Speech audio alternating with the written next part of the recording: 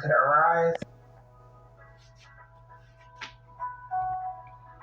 A little bit of game or something like, or just hold the gate open and watch people flourish. Like, all I did was look defensive and hold. Y'all went in there, but like with my kids, it's like their achievements are like, oh, I built that.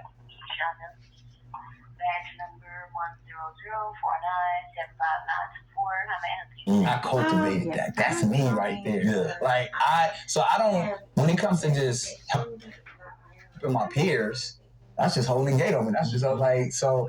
I don't.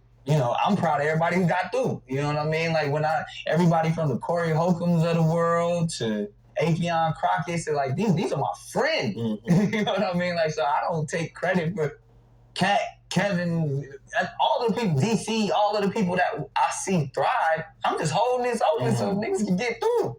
But when it comes to my next step in life and this journey of giving all that I know, these are my lessons. Whether I give them to my specific offspring, my children, or the platforms in which I'm building, like the Candace classes, like the council cultures, and like now I can be a conduit and say, ooh, I instilled that in these individuals. And that's the philanthropic work that we're doing. That's the charitable efforts, because I feel like that's another level of like, I'm probably more, like you said, I probably have more pride in the things that I'm done and built that are not in the front of the camera, that are literally, saving communities and putting people through college and like that type of stuff is really like, it's funny too, man. Like going back to even like the good things I've done and the judgment, it's like, I was going to bring this up. In early 2000s, I dropped a record.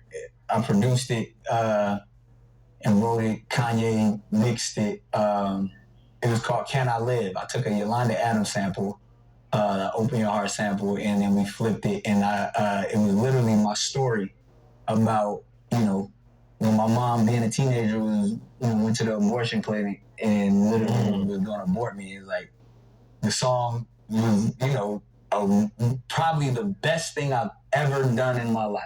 And I wasn't trying to be pro-choice, pro-life. And I directed the video. Tatiana Ali played my mom. Like, you know what I mean? It was like just some real, like, it was literally everything that embodied who I was. And I put it out at a time where there weren't no Kendricks and J. Cole's, and you know what I mean? This was during the 50 Cent, Nelly, Jay-Z era. Yeah. So people like, like literally, even if you go online today, it's not on any streaming platform. It was doing, I was doing super well. Like it's not on, the official video is not on YouTube, because when I tell you, that's when I watch how the system can really attack the good. You know what I mean? Like, and because even people try to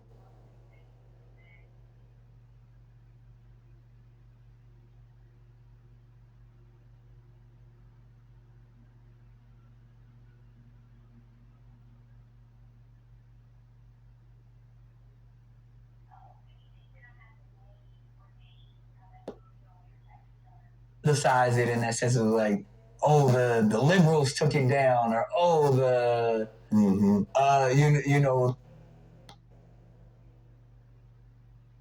the conservatives are embracing this, or like, and I was like,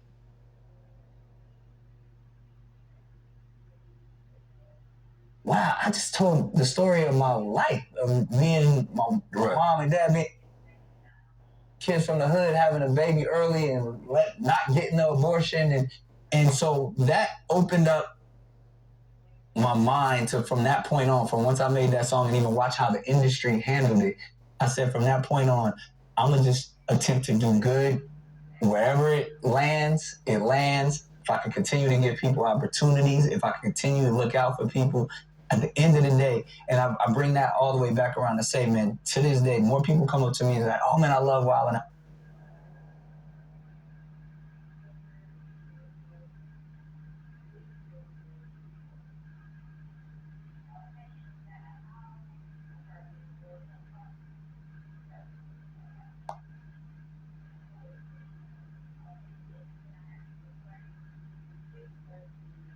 Oh, I love The Masked Singer. I love Bad versus Wild. I love.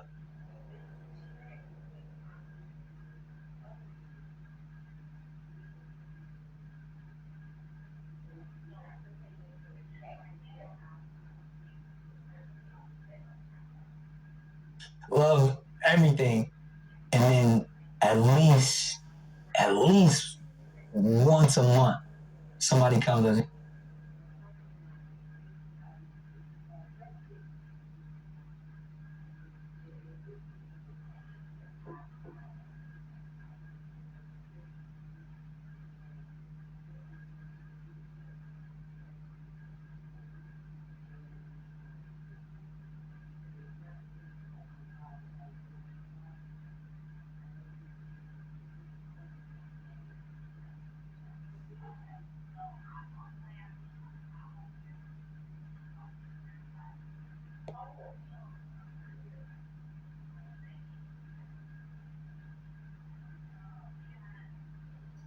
he said, I wouldn't be here if it wasn't for that song that you made.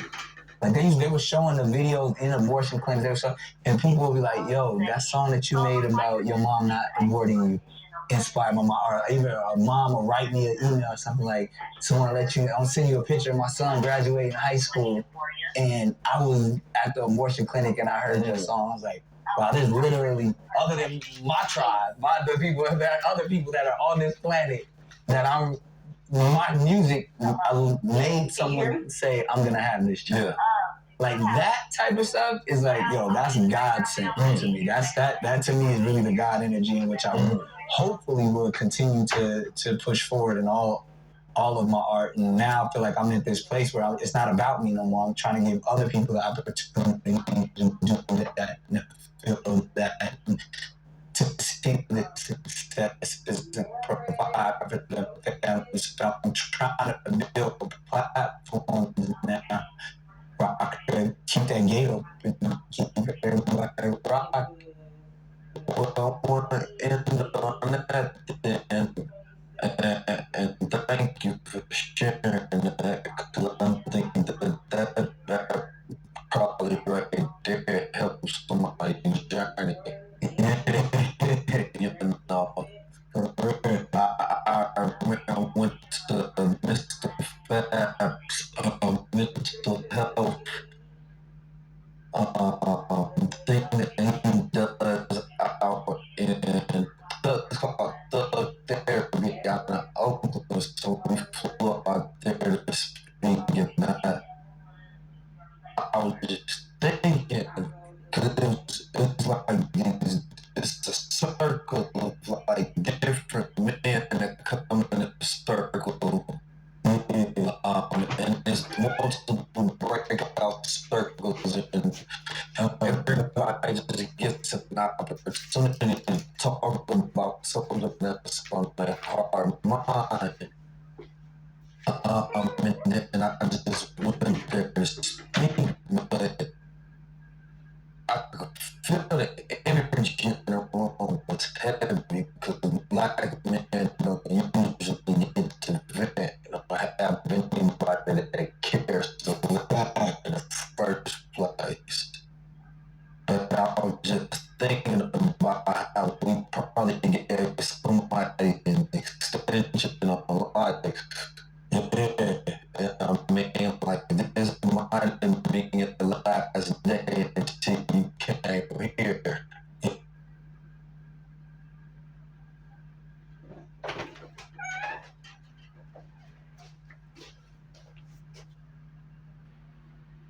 Somebody, you giving them an extension.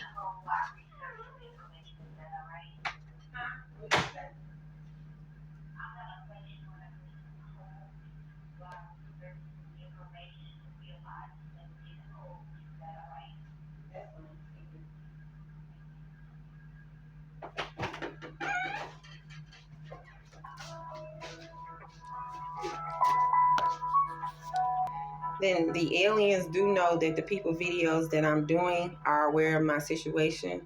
That's one of the reasons why they're remixing your videos. They're offering you a collaboration. Also, they know that you know exactly the information that I need to know that would save or improve the betterment of my life. So you ignoring this is just you ignoring working with aliens, and aliens won't forget this.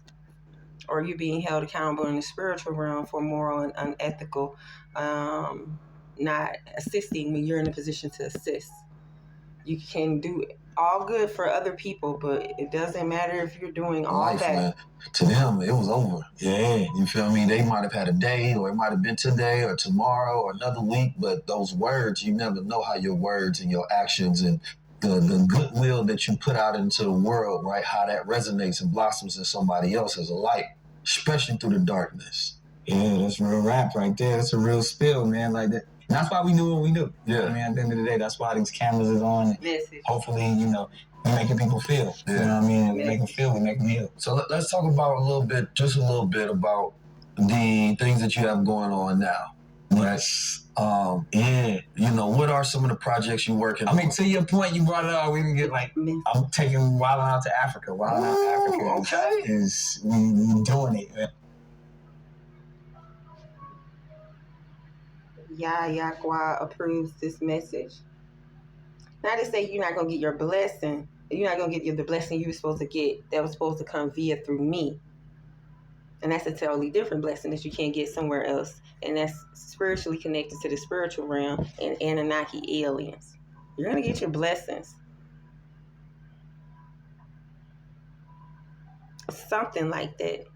But these people are very intelligent. Shout out to you intelligent people that know exactly where I'm going at with this message. Okay, this is a collective message. This is not specifically directed to anyone. It's collectively speaking to the 4,500 videos that I've done. That have been watching me. And we are aware that you've been watching us. And we're aware that you knew the exact information that we needed to assist us. So we're looking at that. I'm just going to put it like that. We're looking at that. We're looking hard at that. Just like y'all looking hard at us. I do have to get you over to the collections department where they'll be able to further assist you with your issue. I do have a number that I will give you, and then I'll get you transferred over. So let me know whenever you're ready for the number. Yes, what's the number? It's going to be 800-829-7650.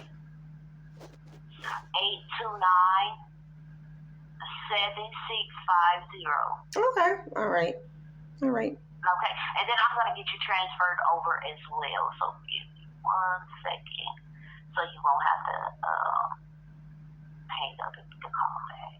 Okay, well, thank you. Well, you're welcome. If there is anything else I can do for you today, thank you for calling, and you have a good day, and I'm going to transfer you now. Okay, so you said you didn't see anything in regards to this trust account or a payment that I'm entitled to. You're transferring me to collections where I know I owe you like $1,800, but you all are holding on to a payment that I have in regards to some trust account or trust fund. It's an investigation. Know how much the payment is because I don't see no payment. Only thing I see is get you transferred over to the collections department. Right. See, that's what I'm saying. Balance, but it don't even tell me the balance that you owe. So it just say get you transferred over. Yeah. So I don't see a payment that's due to you in 2023. Okay, so can you check 2022 and all the remainder years? Since you say you can only check 1 year by 1 year. Because I only know my social and my name, but it is a government investigation. I don't know if you can transfer me to that department, but they're aware and they should have flagged my social. What's the name of the department? Because we don't. I never IRS investigation department. I don't know, but whoever investigates trust funds and trust accounts and. Okay, give me 1 second. Yeah. Trust funds.